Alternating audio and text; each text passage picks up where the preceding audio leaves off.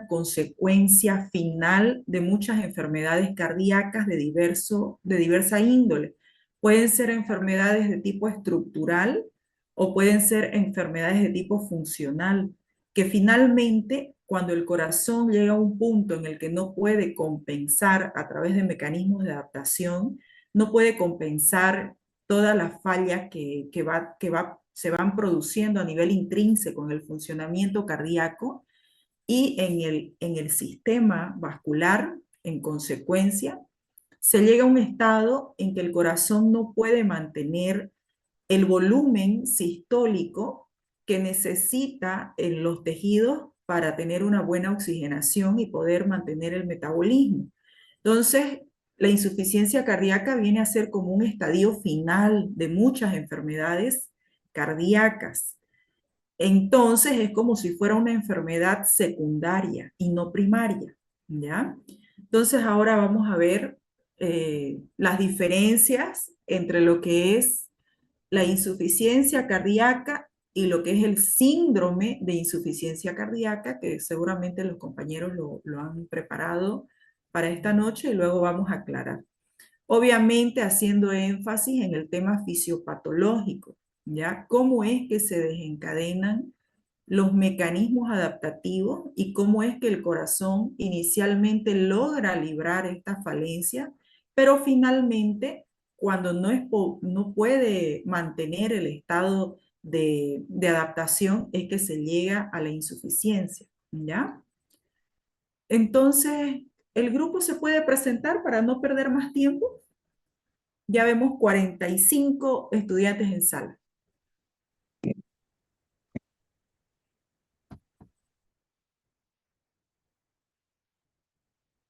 Pueden compartir su presentación. El Zoom está programado para que puedan compartir su pantalla. ¿Quién va a comenzar? Buenas noches, doctora. Buenas noches, doctora. Yo voy a iniciar. Mi nombre es Lucia Aide. Estoy esperando Ya, que comparta pantalla el compañero Auringa. ya. Sí, Ok. ahorita lo voy a compartir en un ratito, por favor. Es que como el Zoom tiene tiempo limitado, se va a cortar a las y 45, ¿ya? Pero inmediatamente si se corta, vamos a abrir el segundo enlace, ¿ya? Y se vuelven a conectar para que dé tiempo, ¿ya? Así que mejor si vamos comenzando.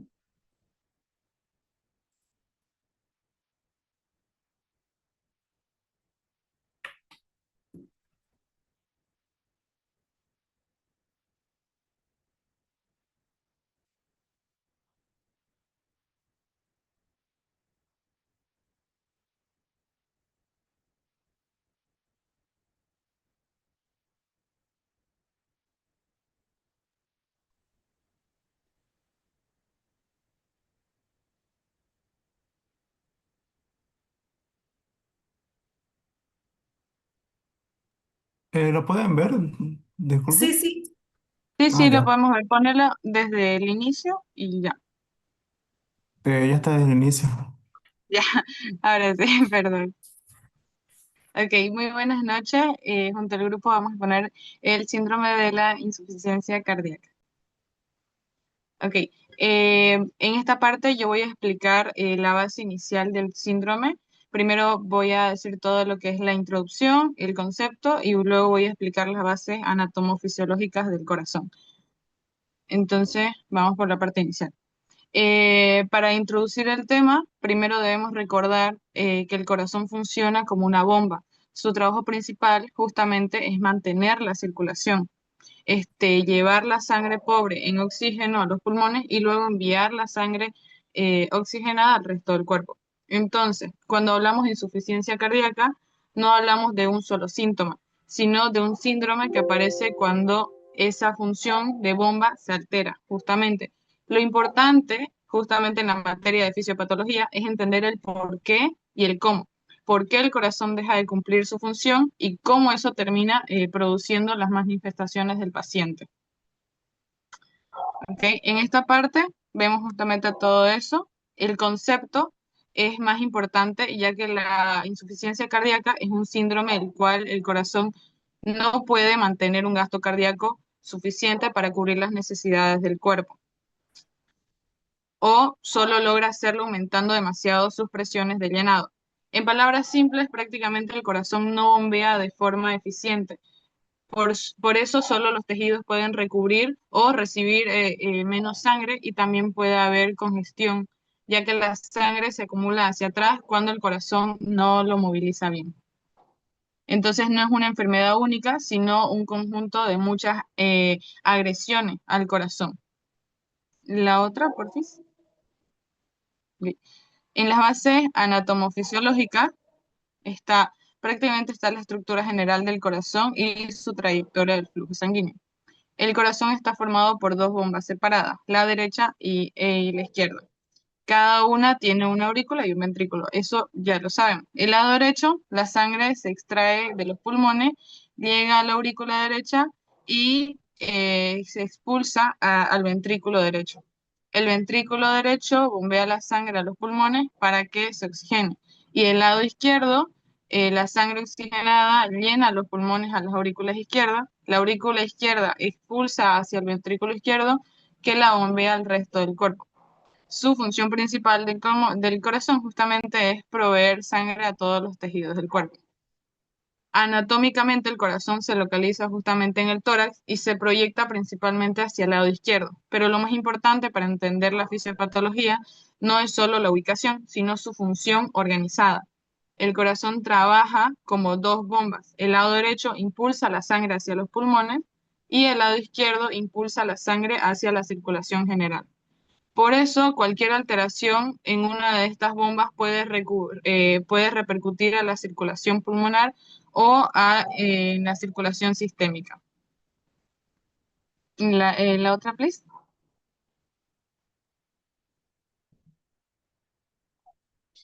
Listo. El recorrido de la sangre lo voy a explicar un poco, pero primero voy a explicar esta diapositiva. Las características importantes, justamente como decía, son dos bombas en serie. El lado derecho envía la sangre hacia los pulmones, que sería la circulación menor, y el lado izquierdo la envía al cuerpo, que sería la circulación mayor. Las válvulas cardíacas están involucradas en la conducción de la sangre, su flujo dentro del corazón, lo que asegura el paso adecuado de sangre. El ritmo y la conducción eléctrica, los impulsos eléctricos son generados por el corazón, permitiendo el funcionamiento coordinado. Y su irrigación propia, el corazón posee un sistema de irrigación propio que le permite nutrirse de oxígeno y otros nutrientes esenciales. Ahora, el recorrido de la sangre se puede explicar como un circuito. Primero, la sangre pobre en oxígeno llega a una aurícula derecha, luego pasa al ventrículo derecho para la válvula tricúspide y sale hacia los pulmones por la arteria pulmonar. En los pulmones se oxigena, después vuelve a la aurícula izquierda por las venas pulmonares, pasa por el ventrículo izquierdo por la válvula mitral y finalmente sale por la aorta hacia todo el organismo. Este recorrido justamente es clave porque muestra que el corazón derecho y la parte izquierda trabajan juntos, pero cumplen funciones diferentes. La siguiente, please. El músculo cardíaco lo va a explicar ahora mi otro compañero. Ok.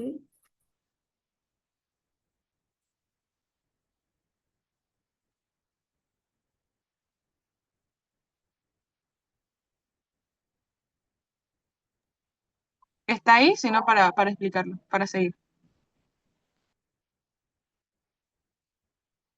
Es lo que, ¿sí?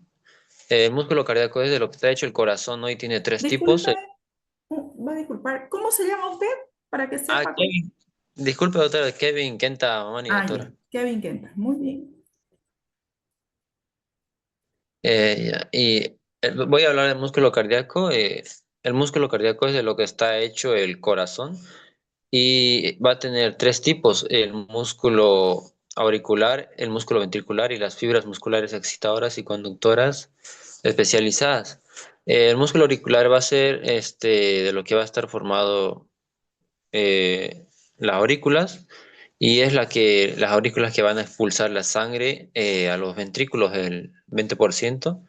Luego los músculos ventriculares van a formar el ventrículo, que esta va a expulsar la sangre a las arterias, como ser el tronco pulmonar y a la aorta.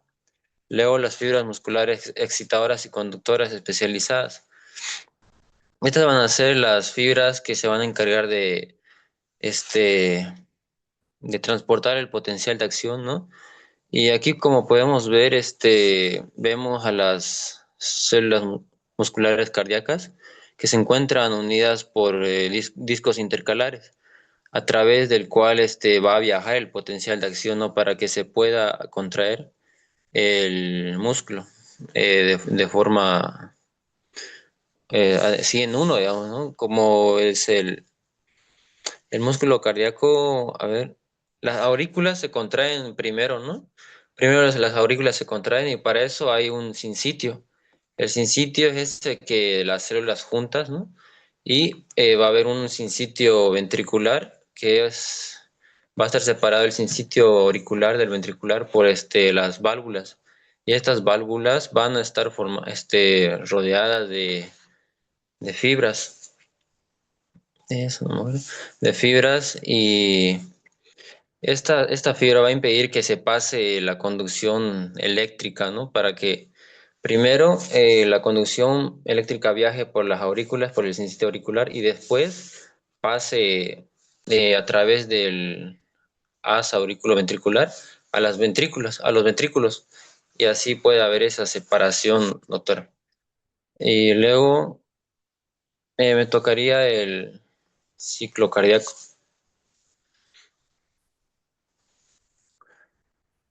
Bueno, el ciclo cardíaco es ese que hay de un latido a otro latido, ese proceso, ¿no? Y se divide en 5 fases, que es la fase tardía de la diástole, la sístole auricular, la contracción ventricular isovolumétrica, la eyección ventricular y la relajación ventricular isovolumétrica. Siguiente, por favor. Voy a explicar cada fase. Ya, en la fase tardía de la diástole vamos a encontrar las aurículas y los ventrículos relajados. Las aurículas van a recibir sangre de las venas cava superior e inferior y de las venas pulmonares. Se va a llenar de sangre las aurículas y va a aumentar la presión auricular, produciendo la apertura de las válvulas, la mitral y la tricúspide de los ventrículos, llenando así un 80% de forma pasiva, lo que es el llenado pasivo, ¿no? Y, a ver, ¿qué más? Y hasta ahí sería esa fase. Luego en la sístole auricular, en la primera fase ya se llenó un 80%. En la sístole auricular va a haber la contracción de las aurículas, habiendo la contracción auricular, empujando un 20% más sobrante del llenado del ventrículo, que se ha llenado ya un 80% de forma pasiva. Va a dar un empuje, ¿no? Para que sea el 100%. Luego en la contracción ventricular isovolumétrica, aquí ya hay un mismo volumen, ¿no? En ambos ventrículos, que es de 70 ml. Y en esta fase se cierran las válvulas, que va a haber el primer ruido cardíaco, que es el loop. Y aquí se va a aumentar la presión ventricular para que en la siguiente fase, que es la eyección ventricular, ya haya una suficiente presión ventricular para que se pueda expulsar por las válvulas semilunares.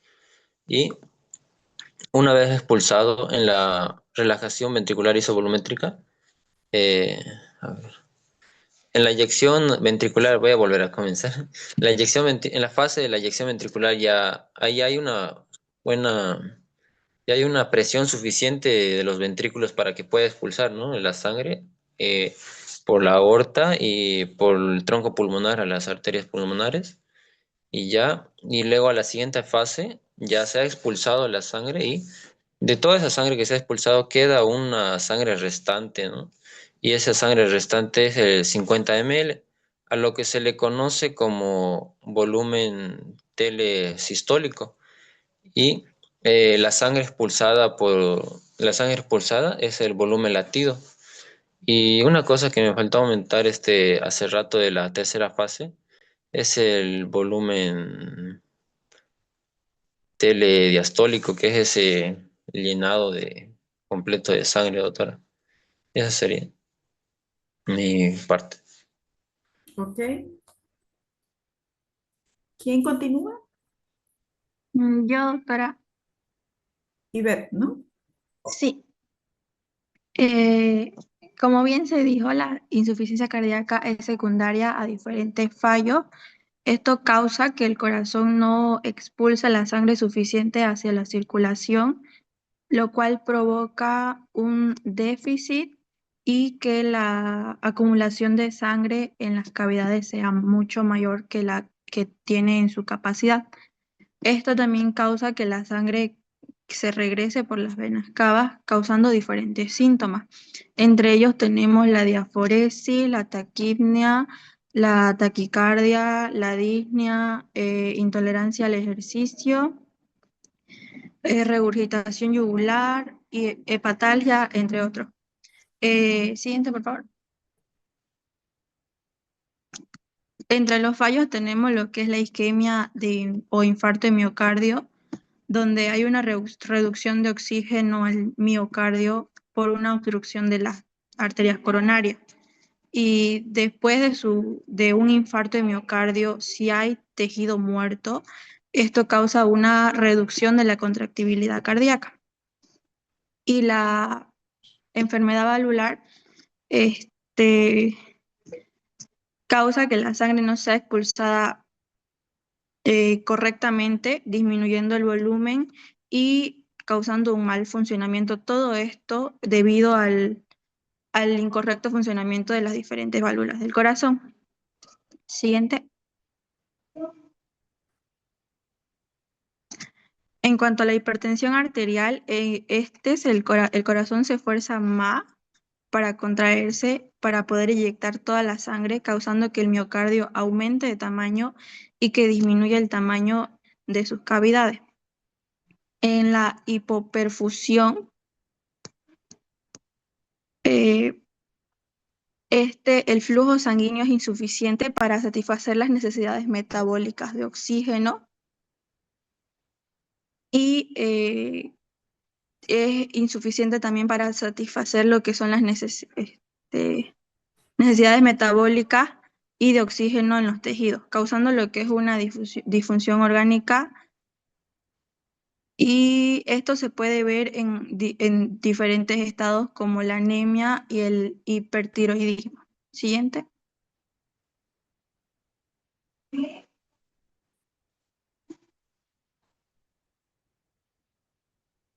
En la hipertrofia miocárdica, el músculo cardíaco se crece causando una reducción de sus cavidades, lo que provoca una reducción de la sangre que se puede retener en las cavidades cardíacas, provocando una deficiencia.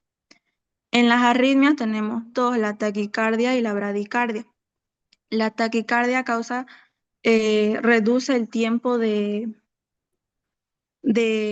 para el llenado ventricular y la bradicardia puede disminuir el gasto cardíaco. Siguiente. En la embolia pulmonar, los émbolos pueden aumentar lo que es la carga hemodinámica del ventrículo derecho al elevar la presión arterial del pulmón y la resistencia vascular pulmonar. En la infección e inflamación del corazón, esto es una miocarditis que puede ser causado por diferentes procesos, ya sean alérgicos, infecciosos o inflamatorios. Entre estos también está lo que es la miocarditis viral, que puede llegar a causar también una insuficiencia cardíaca. Y debido a esto, el músculo cardíaco se encuentra inflamado, por lo cual hay una reducción de las cavidades interiores, por lo que eh, hay una menor entrada de volumen sanguíneo y, por supuesto, una menor salida. Siguiente. En la pericarditis, que es la inflamación del pericardio, esto evita que el corazón se distienda como normalmente lo hace, por lo que no hay un vaciamiento y eyección con fuerza de los ventrículos. En la estenosis hay un endurecimiento de las válvulas cardíacas y también hay una incapacidad para poder expulsar lo que es la sangre hacia el organismo. Siguiente. En las cardiopatías coronarias, esto se da por la acumulación de placa en las arterias coronarias. Esto causa que las arterias se disminuyan en su luz, o sea, se estrechen y el flujo sanguíneo puede disminuirse o bien detenerse. Y en el tabaquismo, este acelera lo que es la frecuencia cardíaca, contrae las arterias y también puede causar alteraciones en lo que es el latido del corazón. Y también el tabaco tiene diferentes sustancias, lo cual puede provocar una acumulación de placas en las arterias, provocando así una aterosclerosis y también puede alterar las concentraciones de colesterol. Gracias. Bye. Ok. Entonces se va a cortar ahorita. Voy a acabar esta sesión y se van a conectar al otro enlace, ¿ya? Para continuar. Está bien, doctora.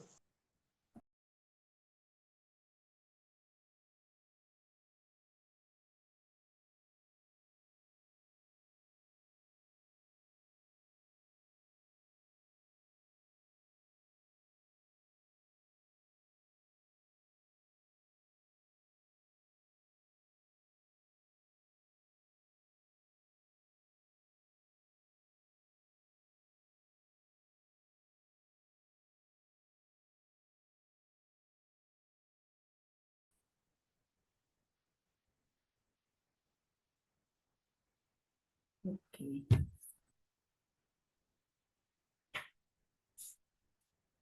Ujú.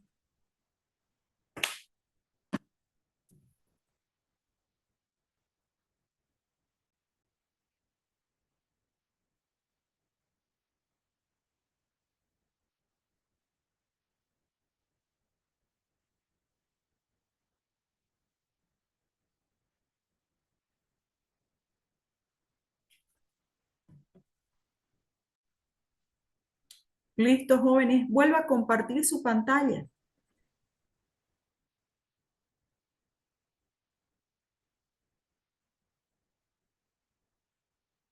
¿Me escuchan? Sí, sí, doctora, ahorita compartimos. Para no perder tiempo, para que dé tiempo para todos.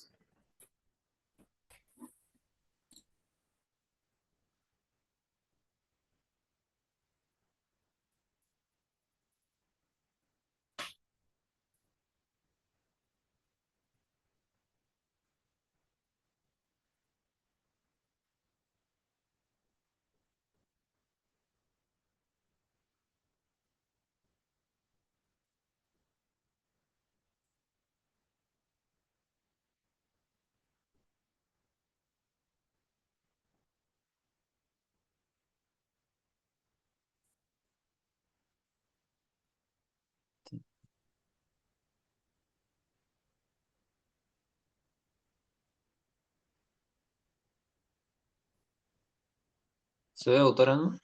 Sí, se ve. ¿Quién va a continuar?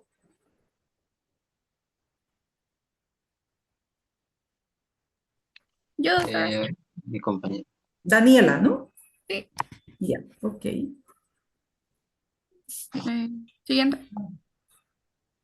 Ahí, ahí, ¿no? Sí. Mecanismo de adaptación. Cuando el organismo detecta una disminución o una disfunción en la función cardíaca, recurre a los mecanismos de adaptación para mantener la función de la bomba que sería el corazón. Entre los Entre estos tenemos el mecanismo de Frank Starling, que como el corazón no está bombeando tanta sangre, se comienza a liberar noradrenalina por la fibra simpática y esto estimula dos cosas, la fuerza contráctil del corazón y la vasoconstricción arterial venosa. La vasoconstricción arterial venosa lo que hace es que aumenta la presión arterial en un intento de mejorar el flujo y la vasoconstricción venosa provoca un mayor retorno venoso, con lo que aumenta la sangre venosa que llega al corazón, lo que provoca que al llegar más sangre se estiren las fibras cardíacas y por lo que habrá mayor fuerza de contracción del corazón. Y también tenemos la activación, la anterior, la activación de los sistemas neuromorales. Siguiente, por favor. Y también tenemos las catecolaminas, que las principales que se liberan sería la adrenalina, noradrenalina y la aldosterona, que son las que aumentan la contractibilidad cardíaca. Y tenemos el sistema renina, angiotensina, aldosterona, que siguiente, por favor, ahí tengo una imagen. No sé bien, ahora sí. Las células yuxtaglomerulares del riñón, al detectar la baja presión sanguínea debido a la insuficiencia cardíaca, liberan renina, como se ve en la imagen, que esta actúa sobre el angiotensinógeno y lo convierte en angiotensina 1. No sé si puedo rayar. En ¿Se ve? Sí, ahora sí. angiotensina 1, como vemos en la imagen, para que finalmente en diferentes órganos, especialmente en el pulmón, eh, se convierta en angiotensina 2, cuyo efecto es estimular la vasoconstricción en los vasos sanguíneos y aumentar la resistencia periférica. Por lo tanto, la presión sanguínea, por lo tanto, aumenta la presión sanguínea. La angiotensina 2 actúa en las glándulas suprarrenales para que liberen aldosterona para reducir la excreción de agua y aumenten la reabsorción de sodio, llevando a que haya más agua para que aumente eh, El volumen el volumen sanguíneo. sanguíneo. Sí. Siguiente, por favor.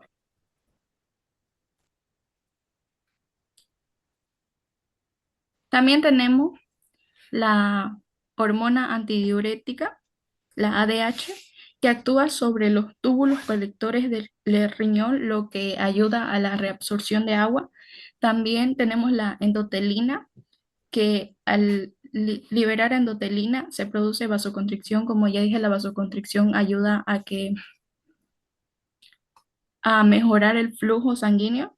También tenemos los péptidos natriuréticos auriculares, que como consecuencia de esto se aumenta la tasa de filtrado glomerular. Siguiente. Eso es todo, doctor. Ok.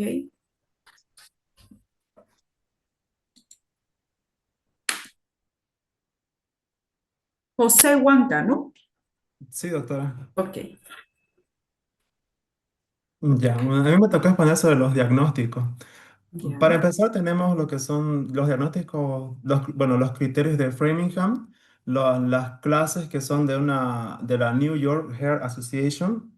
También tenemos la radiografía de tórax, los biomarcadores y el electrocardiograma. Los criterios de Framingham son un conjunto de criterios clínicos utilizados para ayudar al diagnóstico de la insuficiencia cardíaca, especialmente cuando el diagnóstico se basa en signos y síntomas. Tenemos los criterios mayores y los menores.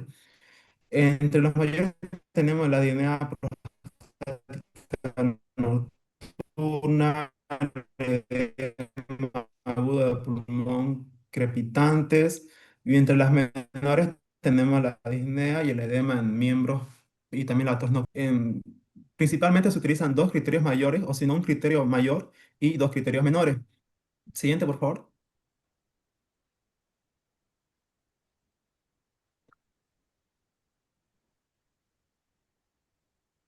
Ya.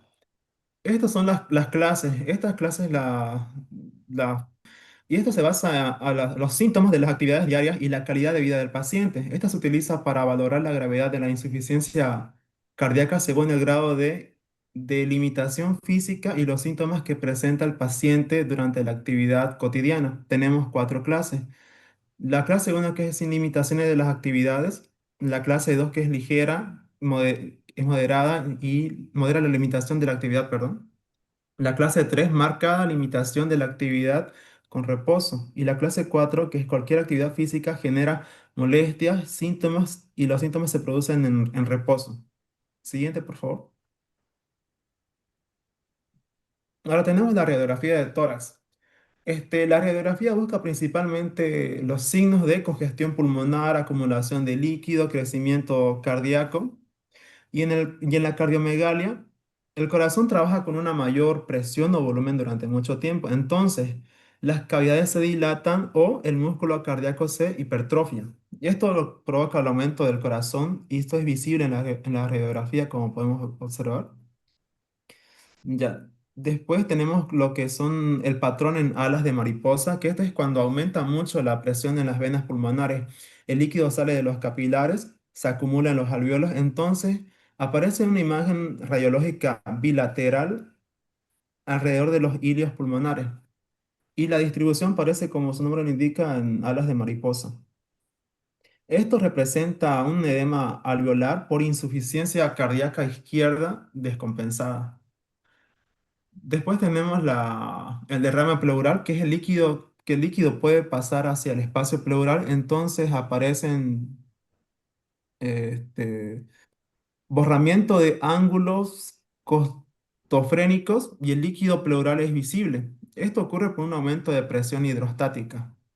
Y bueno, en resumen, en los hallazgos radiográficos encontramos lo que son la cardiomegalia, que podemos observar la dilatación e hipertrofia cardíaca, las alas de mariposa, que es un edema alveolar, las líneas B de Kerley, que es un edema intersticial, y el derrame pleural, que vemos una congestión avanzada.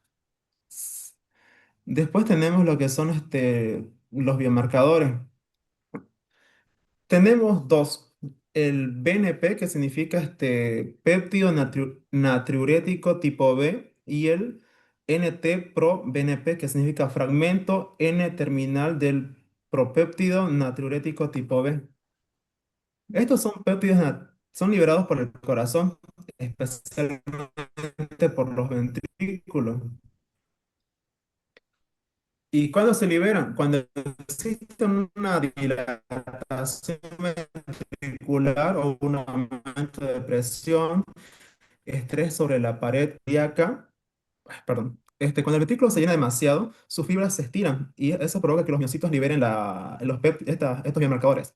Y estos lo que intentan hacer es eliminar el sodio. Bueno, son mecanismos compensatorios que intentan eliminar el sodio, eliminar el agua, producir vasodilatación, disminuir la presión arterial y reducir el trabajo cardíaco. Después tenemos el siguiente, por favor.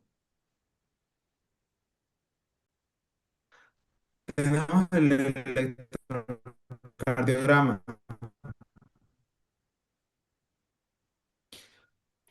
El electrocardiograma en sí no confirma por sí solo la insuficiencia cardíaca y el grado de afectación cardíaca. Por ejemplo, una taquicardia sinusal que aparece por activación simpática es cuando disminuye el gasto cardíaco, el cuerpo activa el sistema nervioso simpático y aumenta la adrenalina y la noradrenalina. Entonces el corazón late más rápido para compensar. También lo vemos nos ayuda en el diagnóstico de arritmias auriculares que son muy frecuentes en la insuficiencia cardíaca, especialmente en la fibrilación auricular. Esto ocurre porque las aurículas se dilatan, aumenta la presión y sufren remodelado eléctrico.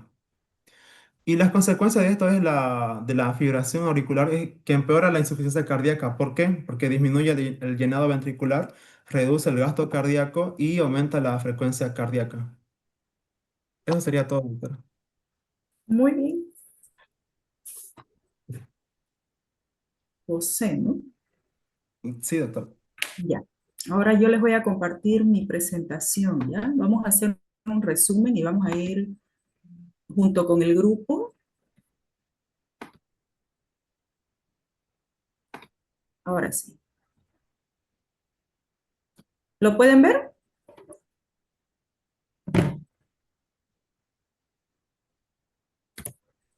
No, doctor. ¿No lo ven? No, no, doctora, no se ve.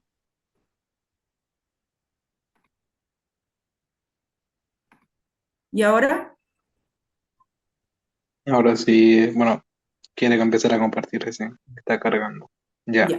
ya se agrada. Bueno, entonces vamos a hacer un resumen de todo lo que expusieron sus compañeros. Ellos han hecho una introducción, la parte anatómica, histológica, fisiológica, por último, fisiopatológica. Vamos a ir resaltando lo más importante, ¿ya? Definiciones clave que vamos a diferenciar. Una cosa es la insuficiencia cardíaca y otra cosa es el síndrome de insuficiencia cardíaca. La insuficiencia cardíaca, como les decía al comienzo, es la incapacidad que tiene el corazón como bomba de ejercer su función, que es la de bombear sangre a todo el sistema para la perfusión de los tejidos. Entonces, es una falla de la bomba. Ahora, ¿a qué le llamamos síndrome de insuficiencia cardíaca? Es a todo el conjunto de signos y síntomas que aparecen en una insuficiencia cardíaca. ¿Se dan cuenta? O sea, la insuficiencia cardíaca es la patología y el síndrome son las manifestaciones clínicas de la insuficiencia cardíaca, ¿ya? Entonces, de todo este conjunto de signos y síntomas que han mencionado su compañero al final, su compañero José, hay dos que hay que tomarles mucha atención, que son llamados síntomas cardinales, porque suelen ser los primeros que aparecen en una insuficiencia cardíaca, que tiene su explicación fisiopatológica además, que son la disnea, que es la dificultad respiratoria, y la intolerancia a la actividad física, ¿ya? Eso como introducción. Ahora, las causas, como les decía, la insuficiencia cardíaca no es una patología primaria, sino que suele ser consecuencia de muchas otras enfermedades cardíacas, como su compañera que puso las causas, y Beth fue, que mencionó, entre otras cosas. Por ejemplo, el más frecuente decía el infarto agudo de miocardio, la hipoperfusión por diversas causas, puede ser secundaria la hipertensión arterial, anomalías valvulares, secundaria una trombosis pulmonar, de arterias pulmonares, en fin, pueden ser muchas las causas de enfermedades cardíacas que son generalmente estructurales o funcionales que van a derivar en una insuficiencia. ¿Y cómo es que clasificamos la insuficiencia cardíaca? La vamos a clasificar en dos grandes grupos, ¿ya? Como su compañera decía, el corazón es como que esté dividido en dos mitades, una mitad izquierda y una mitad derecha. Y por ende, la insuficiencia cardíaca, dependiendo de las cavidades cardíacas afectadas, va a ser del corazón izquierdo o del corazón derecho. Y los signos y síntomas de cada tipo de insuficiencia van a ser diferentes, ¿ya? Ahorita vamos a ver por qué desde el punto de vista fisiopatológico. Entonces, cuando hablamos de insuficiencia cardíaca izquierda, acuérdense que la fracción de eyección, que es el volumen sistólico que maneja la contracción ventricular, tiene un valor normal. Entonces, si ese valor normal de la fracción de eyección se mantiene, decimos que es una insuficiencia cardíaca izquierda con fracción de eyección preservada. ¿Y cuánto tiene que ser esto en porcentaje? mayor del 40%.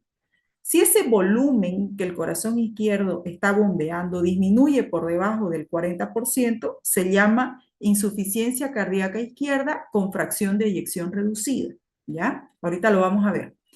Mientras que la insuficiencia cardíaca derecha, que puede ser, fíjense, aquí les he puesto, no está en su texto que ustedes han leído, pero es muy común decir que puede ser primaria dependiendo de si es una enfermedad, por ejemplo, la tromboembolia pulmonar suele desencadenar una insuficiencia cardíaca del corazón derecho, mientras que las cavidades izquierdas siguen funcionando con normalidad, o sea, no están afectadas. Pero la mayor parte de las veces la insuficiencia cardíaca derecha aparece después que aparece la insuficiencia cardíaca izquierda. Por eso decimos que puede ser secundaria, ¿ya? Aquí lo que les decía, el funcionamiento del corazón desde el punto de vista funcional lo podemos dividir como en una bomba izquierda y en una bomba derecha. Acuérdense que cuando vimos el tema de estado de shock, hablábamos de circulación mayor y circulación menor. Entonces la bomba izquierda en realidad es donde comienza la circulación mayor en el ventrículo izquierdo, que luego va a salir esa sangre a través de la arteria aorta a todas las arterias y capilares sistémicas, vuelve a través de las venas cava superior e inferior y de retorno a la aurícula derecha. Esa es la bomba, el trabajo de la circulación mayor que inicia la bomba izquierda. Y el objetivo, obviamente, es llevar sangre oxigenada a todos los tejidos. Mientras que el corazón derecho, acuérdense ustedes que la bomba derecha es la que da inicio a la circulación menor, que es un tramo corto, comienza en el ventrículo derecho, sale a través de las arteria pulmonar común, luego izquierda y derecha, para llevar sangre deoxigenada a los pulmones, donde ésta se va a oxigenar, y va a volver a través de las venas pulmonares a la aurícula izquierda, que es donde termina la circulación menor. Esto es importantísimo conocer para entender la signo-sintomatología de la insuficiencia cardíaca, dependiendo de dónde aparece, si es en el lado izquierdo o es en el lado derecho. Entonces, ¿cuál es el punto de todo lo que hablaron sus compañeros? El punto cardinal o el comienzo de toda la fisiopatología de la insuficiencia cardíaca. Es sin duda la disminución del gasto cardíaco, porque a fin de cuentas ese es el objetivo final de todo el funcionamiento cardíaco, mantener un gasto cardíaco adecuado. Cuando se produce una disminución del gasto cardíaco, recordando lo que vimos en estado de shock, que les decía es prácticamente muy similar a lo que sucede en el shock cardiogénico, se va a disminuir la presión arterial media. Y entonces, como decía su compañera, explicaba, se van a desencadenar una serie de mecanismos compensatorios que se llaman mecanismos de adaptación para intentar mantener el gasto cardíaco, para evitar que los órganos tisulares entren en hipoperfusión, que es el objetivo final. Entonces, acuérdense ustedes que a la baja de la presión arterial, el primer mecanismo adaptativo es la activación de los vasoreceptores que se encuentran tanto en el seno carotídeo como en el callado aórtico. ¿Qué es lo que va a suceder cuando baja la presión? Como decía su compañera, se va a activar el sistema nervioso simpático a través de la liberación principalmente de adrenalina y noradrenalina, que se liberan en la glándula suprarrenal de forma secundaria, que van a tener dos efectos fundamentales. Por un lado, aumentar la frecuencia cardíaca, que esto, fíjense, está relacionado con uno de los signos que mencionaba su compañero José, que es el aumento de la taquicardia, ¿no? Fíjense, es una manifestación de un mecanismo de adaptación. Entonces, a la baja de la presión arterial, por actividad simpática, aumenta la frecuencia cardíaca. O sea, el paciente va a entrar en taquicardia. Y por otro lado, la vasoconstricción, que aquí su compañera que expuso, ahí tuvo una pequeña confusión porque hablaba solamente de vasoconstricción venosa. Y sin embargo, la vasoconstricción es tanto a nivel arterial como a nivel venoso. Entonces, acuérdense ustedes que en el tema de edema y de inflamación les decía que tanto las arterias como las venas tienen capa muscular y son estas pueden actuar como respuesta al sistema nervioso simpático con vasoconstricción. Entonces se liberan estos mediadores químicos y van a actuar tanto a nivel arterial como a nivel venoso, no se olviden. Porque por un lado, la vasoconstricción arterial, la función o el efecto va a ser aumentar la presión arterial, ¿no? Mientras que la vasoconstricción venosa va a ser que aumente el retorno venoso, o sea, aumente la cantidad de volumen sanguíneo a las cavidades derechas para que haya un mayor volumen de llenado telediastólico, como decía su compañero. O sea, el volumen de fin de diástole va a aumentar. Entonces, acuérdense ustedes que mientras más volumen hay en las cavidades cardíacas, mayor es la presión de contracción. Y eso es lo que se llama mecanismo de Frank Starling, que es uno de los mecanismos de adaptación del corazón. Entonces, a mayor volumen, mayor fuerza de contractilidad porque hay mayor estiramiento de las fibras miocárdicas. Entonces, mayor volumen, mayor presión. Entonces, como yo les decía en el tema de shock, esto en un corazón sano es efectivo, ¿no? Porque el corazón tiene la posibilidad de responder a este estímulo. Pero en un corazón que ya tiene una falla estructural o funcional, que puede ser, por ejemplo, un infarto agudo de miocardio, la contractibilidad está comprometida por la patología de base. Y entonces, por más de que haya un mayor volumen como mecanismo compensatorio, no va a haber una mayor fracción de eyección. Y esto más bien va a perjudicar el funcionamiento cardíaco porque va a producir un aumento de volumen que el corazón no va a poder manejar y esto va a estimular al músculo cardíaco, que su compañera lo mencionó así a la pasada cuando hablaba de hipertrofia. La hipertrofia muscular también es un mecanismo adaptativo que no aparece de forma aguda, sino en el tiempo, porque recordemos en los temas de patología que ustedes han estudiado, decían mecanismo de adaptación, hipertrofia, se activan una serie de mecanismos genéticos primero y luego a nivel nuclear con síntesis de proteínas para aumentar la masa de la célula. Y esto no funciona, no sucede de forma aguda, lleva algún tiempo. Por eso es que la hipertrofia del miocardio suele ser como una marca o un signo de pacientes crónicos, cardíacos crónicos, ¿ya? Entonces, el aumento de volumen y la incapacidad del corazón de responder con un aumento de la fracción de eyección, una mayor volumen sistólico, va a llevar a desencadenar este mecanismo de adaptación. Entonces, fíjense, ahorita ya estamos hablando de que en la insuficiencia cardíaca se activan mecanismos adaptativos como por ejemplo el mecanismo de Frank Starling y la hipertrofia del músculo cardíaco. Fíjense, aquí les he traído este cuadrito, que es el que vimos anteriormente en estado de shock. Este es para mostrarle que es exactamente la misma fisiopatología. Aquí donde está la flecha roja, en shock cardiogénico decíamos que disminuía el gasto cardíaco, disminuía la presión arterial media y se activaban vasoreceptores y quimiorreceptores que activaban el sistema nervioso simpático, liberando adrenalina y noradrenalina, lo que vimos antes. Pero además de eso, como hay una disminución del gasto cardíaco, va a haber una disminución del flujo sanguíneo en todos los tejidos. Y cuando sucede en el riñón, que es un órgano vital para el funcionamiento metabólico, la disminución de la perfusión en el riñón activa a nivel del aparato yuxtaglomerular la activación del eje renina-angiotensina-aldosterona, que su compañera lo explicó muy bien en una imagen similar a esta. Fíjense si me siguen aquí en la flecha. Lo primero es que hay una bajada de presión arterial. Se activa por hipoperfusión el aparato yuxtaglomerular, que a su vez va a activar la liberación de renina, que va a transformar el angiotensinógeno en angiotensina 1.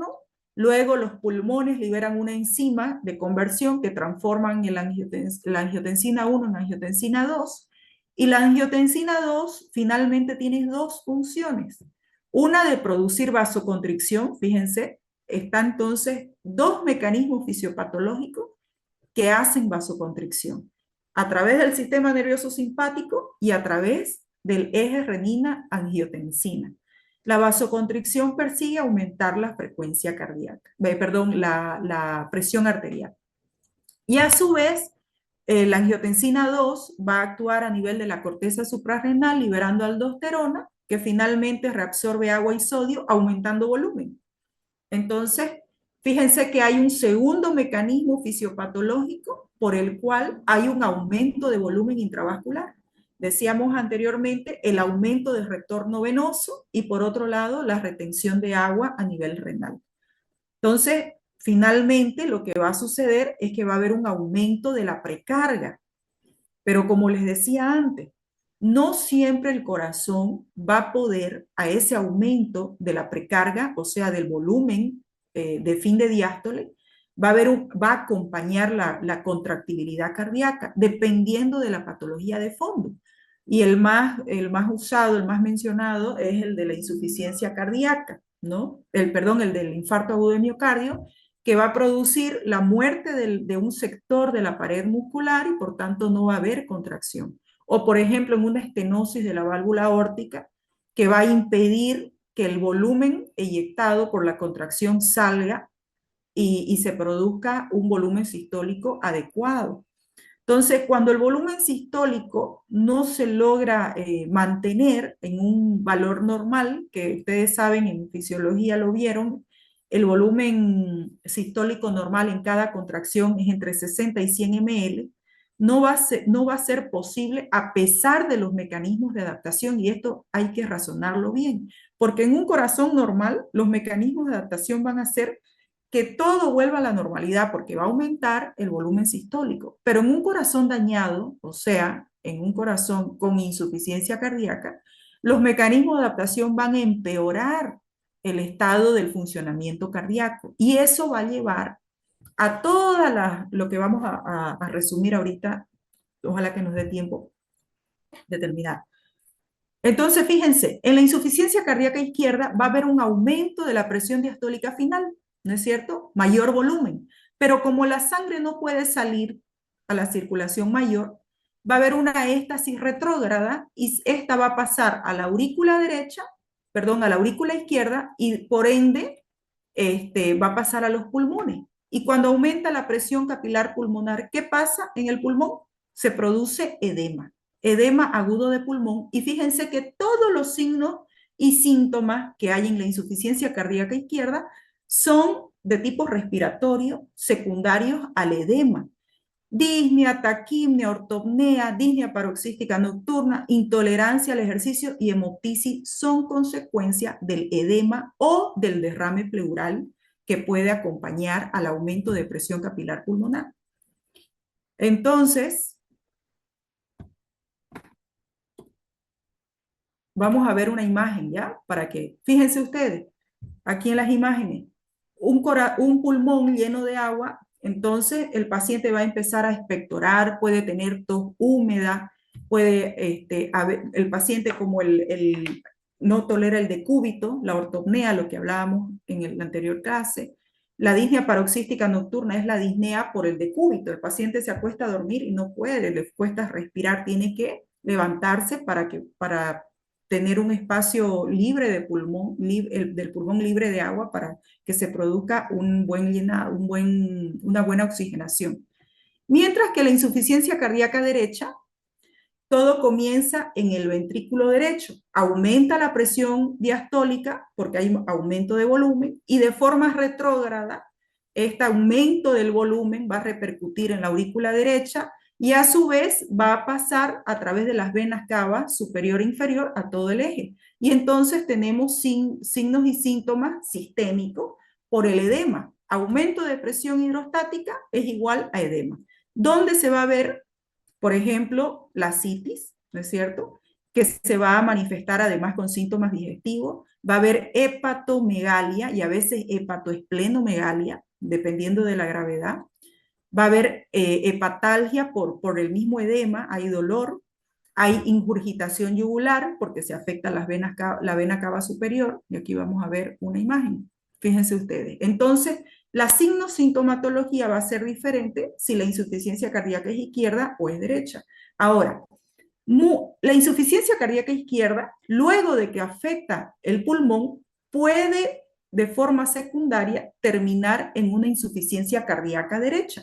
Y ya eso es una insuficiencia cardíaca global, que es lo más habitual. Un paciente que comienza con una insuficiencia cardíaca izquierda, si no es atendido, si no es, digamos, controlado médicamente, va a terminar haciendo una insuficiencia cardíaca global que va a comprometer el corazón derecho. Mientras que la insuficiencia cardíaca derecha puede ser primaria y estar por un corto periodo de tiempo, el corazón izquierdo puede bombear sangre a niveles normales. Pero si persiste en el tiempo, como es el caso de la tromboembolia pulmonar, como la patología está afectando los vasos pulmonares, de forma retrógrada va a afectar el corazón derecho, pero el corazón izquierdo por un periodo de tiempo va a poder funcionar normal el corazón izquierdo y no va a tener síntomas de insuficiencia cardíaca izquierda, pero sí síntomas de insuficiencia cardíaca derecha. Entonces, eso fíjense cómo distinguir entre circulación mayor y circulación menor nos facilita la comprensión de la fisiopatología. Entonces, fíjense, en este cuadrito está lo más importante de sintomatología explicado a través de los mecanismos que ya hemos repasado. ¿Sigan ahí, jóvenes? Sí, doctora. Sí, Ya. doctora. Sí, doctora. Ya, creo que se va a cortar ahorita. Solamente decirles que hay en este libro hay este último mapa conceptual donde resume todo lo que hemos hablado. Si ustedes lo miran este cuadrito, les va a ser muy fácil para estudiar. En este mapa conceptual, fíjense lo que les decía, en el centro dice disminución del gasto cardíaco. Y eso es lo que tienen que ustedes aprender. Insuficiencia cardíaca, toda la piedra angular de la enfermedad comienza con una disminución del gasto cardíaco. Y todos los mecanismos de adaptación en la patología van a ser, en vez de beneficiosos, perjudiciales para el corazón porque tiene una enfermedad de base, ¿ya? Entonces aquí sería repetir todo lo que ya hablamos, pero si ustedes lo miran en su libro, van a ver que está prácticamente todo lo que se habló, tanto de insuficiencia cardíaca izquierda como de insuficiencia cardíaca derecha. Bueno, jóvenes, como ya se va a cortar, no creo que haya tiempo de preguntas. Si alguien tiene alguna pregunta, la podemos responder en la siguiente clase igual si se corta.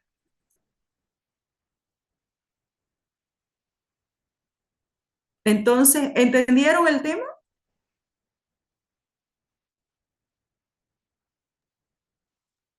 Sí, doctora. ¿Sí? Sí, todo Ya. claro, doctora.